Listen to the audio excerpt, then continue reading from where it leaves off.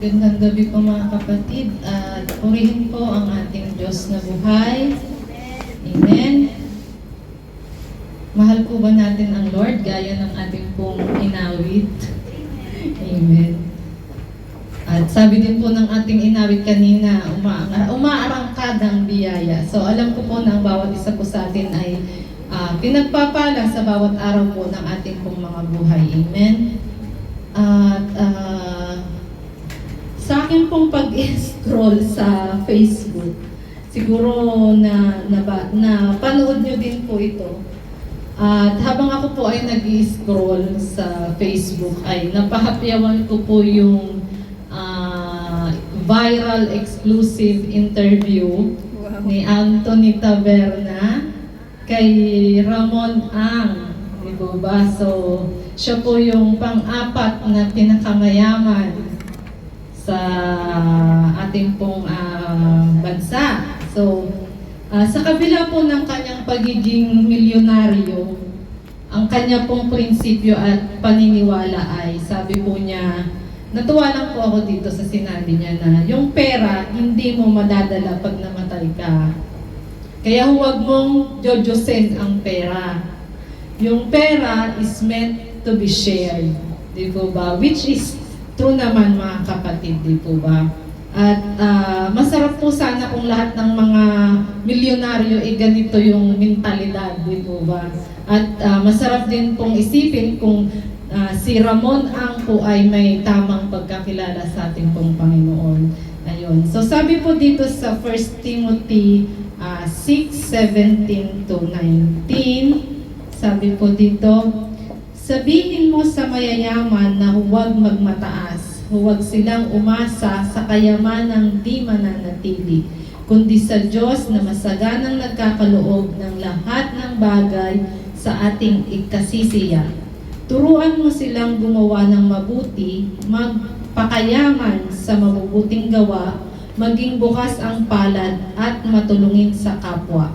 Sa ganitong paraan sila makakapag-impo para sa hinaharap at magkakamit ng tunay na buhay. So napakaganda po yung binanggit po dito ni Apostol Paul na in-address po niya sa mga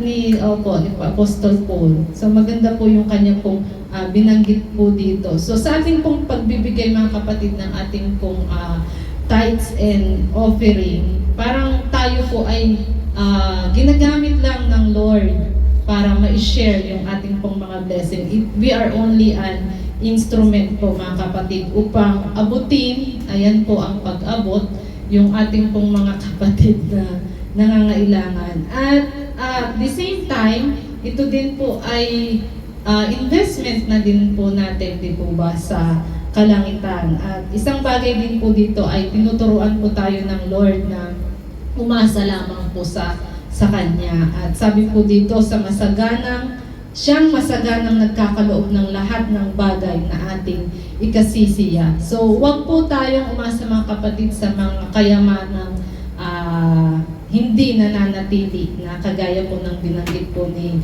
Ramon Ang na pag namatay tayo, hindi naman po natin yan madadala. At isang bagay din po dito mga kapatid, yung ating pong pagbibigay ng ating pong tithes and offering, it should be motivated by our love sa ating pong Panginoon. Nagbibigay po tayo sa Lord dahil mahal po natin siya at hindi lang dahil tayo po ay nauobliga. At minsan, yun din, tayo po ay nagbibigay, tumutulong sa ating pong kapwa, sa ating pong mga kapatid, na hindi na po natin kailangang maghintay pa ng kapalit.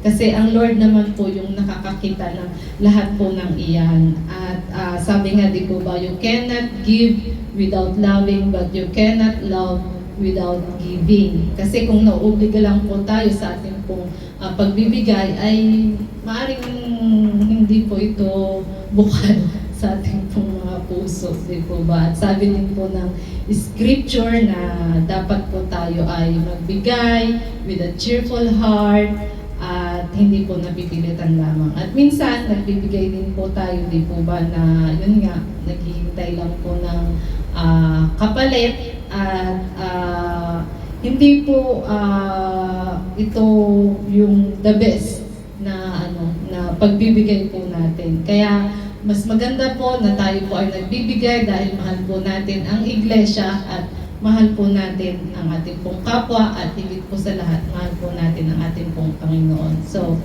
let us pray po mga kapatid.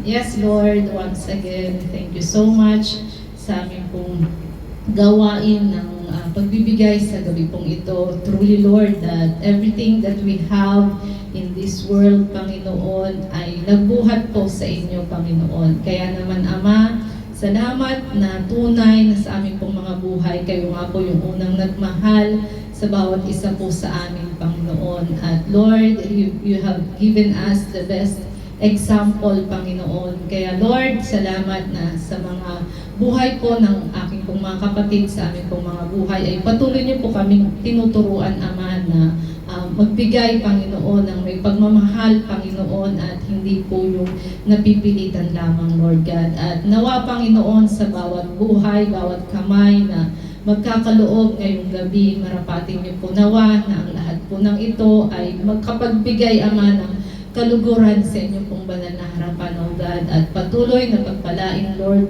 those hands, Panginoon, na magkakaloob at maging Ama yung mga sources, Panginoon, na pinagmumulan ng aming pong mga income, ang mga employer, Lord, ang mga trabaho ng bawat isa, Lord God. Patuloy nawa na kayo po ang siya pong magpala, mag-ingat, Ama, knowing, Father God, that you are our God, Panginoon, na nakakaalam, Panginoon, sa pangailangan ng bawat isa po sa amin, Panginoon. Lord, we entrust to you everything, Lord God, at patuloy, Ama, na ang lahat po ng ito ay pinagpapasalamat po namin, Panginoon, at patuloy na ipinagkakatiwala po sa inyo. Ito po ang aming samot dalangin, O God, ng may pasalamat, papuri, at pagdakila sa tanging pangalan po ng iyong anak na si Jesus.